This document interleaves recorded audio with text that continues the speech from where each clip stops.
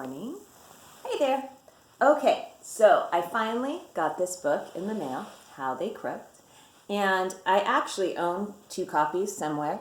I don't know if it's because I can't find them or some student loved it so much it walked away. No idea. Don't care. But I remembered that there was a passage in here I wanted to share. And my class is starting nonfiction texts, so we're going to look at how to approach nonfiction texts.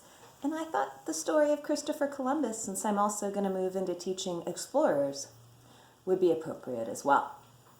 So let's look at this book and think about how we can approach nonfiction texts. That means texts that are true, that give us information. So, How They Croaked, The Awful Ends of the Awfully Famous by Georgia Briggs. And it's illustrated by Kevin O'Malley. And just from the title, you can kind of guess what we're going to learn about Columbus. We're going to learn about how he passed on, because croaked means to expire, to die. Okay? And so, kind of answered this question, what might you learn? But I'm also thinking I'm going to learn a little more about Christopher Columbus from a different perspective. Okay? Rather than he discovered America, he took 3 ships across and such date, the usual. I'm going to learn a little something different, which is exciting. And then what does the picture make you anticipate? Well, I think we might learn a little bit like a medical perspective, because we've got the medical headpiece, and this looks like a stethoscope. I also think that they're going to make it a little comical because this guy's smiling. So we'll see what we learn today. All right. So because it's nonfiction, I want to point out some of the text features that I find are valuable. So to begin with, we have a table of contents. And each section is a different famous person. Okay? So that's kind of neat. And then there is an index to find more in-depth information at the back of the book, alphabetized. Another text feature of information text frequently, so that if you're researching something, you don't have to read the whole book. You can go to the section for which you are looking for specific information. They also provide further readings on some of the famous people, so that you can go and research it at other web links or books. And they have that alphabetized. And then their sources, so a bibliography of where they found their information. So they curated their favorite, but they also show you the ones that they look at. And let's see. They also show some connections with an infographic at the end to give you more of a connection. So when you read information text, it is worthwhile to kind of scan things and help yourself with what does the picture make you anticipate, or what do the pictures make you anticipate. So for example, here's Christopher Columbus characterized with a cartoon, right? Slumped over the deck of a ship, looking very unhappy. And then we have a little tombstone here, and it says, "Death by dirt." So I kind of wonder what that's going to tell me about. Then what kind of dirt? Like, did somebody throw it at him? Did he ingest it, which means eat it? What happened here, right? So when we look at information text, it's worthwhile to kind of scan for images. And I, of course, will re-show them as I read. I'm going to just look and see if there's any other specific things. Looks like I need to pay close attention to this at the end. There looks to be a timeline and some additional information. So that's some of the cool stuff about information text. So here we go into Christopher Columbus. And they have, in this tombstone, they have a little summary of important information about him. Explorer, born Genoa, Italy, between August and October of 1451, died Valladolid, Spain, or Valladolid, I'm not sure how to pronounce that, Spain, in May of 1506, and he was 54 years old. At sea, Christopher Columbus had the magic touch, but not on land, not so much. All he talked about was his dream to head east to the Orient, but he wanted to sail west to get there. Not a smart idea. Most people already thought the world was roundish, but what about all that upside-down water on the other side? Why on earth would he want to search for land by sailing in the wrong direction, eating bad food, and sleeping all squished in a tiny cabin? Everybody thought Columbus had sprung a leak, but Columbus had determination. He was just nutty enough to attempt the stupidest idea anyone had ever heard. People with big dreams don't care where they sleep. All right, so there's the picture again, just to give you a little bit more. Columbus was born in Italy. He moved to Portugal, got married, had 2 sons, and tried to get the Portuguese royals there to bankroll his dream. But they said no. Columbus was so annoyed, he moved to Spain. For 8 years, he pestered King Ferdinand and Queen Isabella of Spain to give him money to go exploring. Columbus had a plan. Everything he discovered would belong to Spain, but he would get 10% of all the gold and spices. The king and queen finally told Columbus to get off his knees and go find gold. In 1492, 100 men jammed into 3 ships, the Nina, the Pinta, and the Santa Maria. Columbus was 41 years old.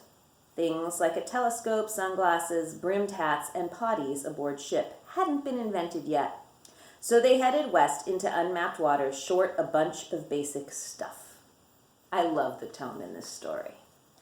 Some thought the trip would take 3 years, but Columbus was better than anyone at the helm of a ship. He read the wind, stared at the sun, and squinted at the horizon for only 33 days before he spotted land. It wasn't the Orient, but it was land, and Columbus claimed it for Spain. He called it Hispaniola. The clothing-optional natives he encountered had gold rings in their noses, a very good sign. Columbus sailed home. Christopher Columbus, Death by Dirt, is still the title of this book. In Spain, or this chapter, that crazy Columbus was now a hero. Ferdinand and Isabella let him lead a second voyage with 17 ships back to Hispaniola to drop off 1,500 men to start digging for gold. But Columbus felt lousy en route. He had diarrhea, which wasn't exactly a picnic at sea. Going to the bathroom aboard ship meant hanging your butt off a plank out over the water, then wiping it with a piece of rope dangling nearby. Poop germs got on everybody's hands, and since they used their hands to eat, it created a perfect storm of infections. Exposure to damp, chilly air for months on end made Columbus's joints stiff, swollen, and so painful he couldn't walk. He kept sailing around as best he could, but he couldn't find the Orient, and no one found any gold either. When Columbus sailed back to Spain, Ferdinand and Isabel were not happy with the news. Columbus got on his knee pads again and begged for more time to find the Orient. But by now, it seemed like Columbus couldn't find anything. His eyes were bloody from strain and sun exposure. His sea legs were gone because the shipboard diet of salt beef, pickled sardines, and wine had given him gout, which made his feet swell. He was a shipwreck himself. In spite of this, Columbus got funding to go on more voyages. He found the New World by landing in Venezuela, but he couldn't see it or step foot on it himself because his vision was blurry and spotted with dark blobs, and he was hunched over with arthritis. Now, that sounds not so fun, right? Oh my goodness, but we're getting a lot of interesting information about Columbus here.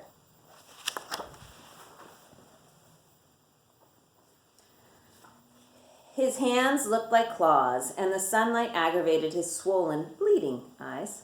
A cabin was built specially for him on the main deck because he could barely navigate his own body. The ship was a floating bed for Columbus. Even though Columbus was crippled and sailing blind, he and his crew found land at the site where the Panama Canal would be built centuries later. The Pacific Ocean was only 32 miles away on the other side of the land. Columbus would have liked that. The Pacific Ocean could take him to the Orient, but it was too late. As if things weren't bad enough, Columbus caught malaria, a disease spread by mosquitoes. He had chills, a fever, and difficulty breathing. His navigational antennae were all but broken, causing him and his crew to get shipwrecked in Jamaica. It took a year before one of his men safely canoed to Hispaniola and arranged a rescue. Almost dead, Columbus barely made it back to Spain. He moved into a monastery where he was taken care of by friars who couldn't refuse anyone, even crazy sailors. Columbus worked on the plans for his next voyage, but that would be just a dream. Columbus died on May 20th, 1506. He was 54 years old. No one came to his funeral. It didn't get mentioned in the newspaper. Isabel was dead, and Ferdinand had no intention of paying Columbus's 10% to his family, so no one was allowed even to say Columbus's name. His family eventually sold off all his maps and letters. Columbus wasn't given credit for finding the New World. Amerigo Vespucci was a passenger on a trip to the New World in 1499. He wrote a book claiming he had discovered it, which was a big fat lie. A map maker read his book and named the New World America after Amerigo. That name stuck like glue. At least the map maker didn't name it Vespuccia. I'm going to show you the pictures here because it's just easier. There we go. History forgot about Columbus for 300 years. In the 1800s, the King of Spain took Columbus's logbook out of the royal archives, and Columbus finally got credit for finding the New World. Over the years, Columbus's remains took a few voyages too. First, he was buried in Spain.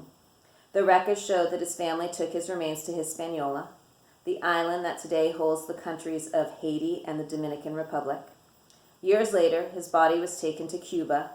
These countries all still claim to have Columbus's bones. By doing DNA tests on his bones, scientists confirmed that at least some of Columbus's remains are in Spain.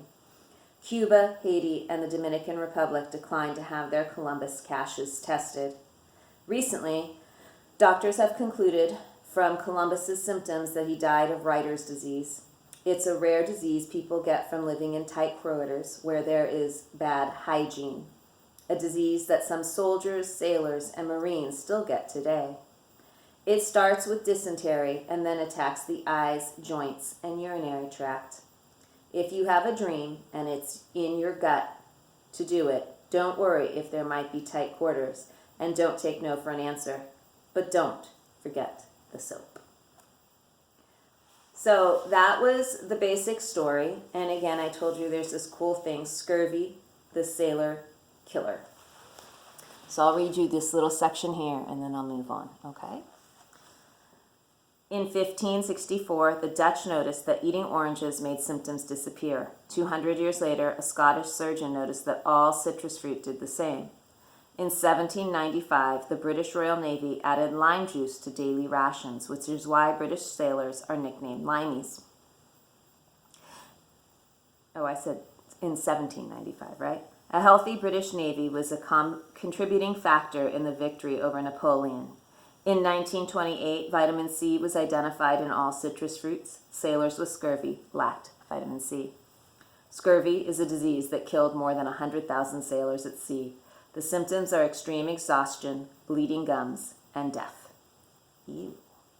And then gout. Gout is caused by a deposit of sharp crystals in the joints. The crystals form where there's an abnormally high concentration of uric acid in the blood.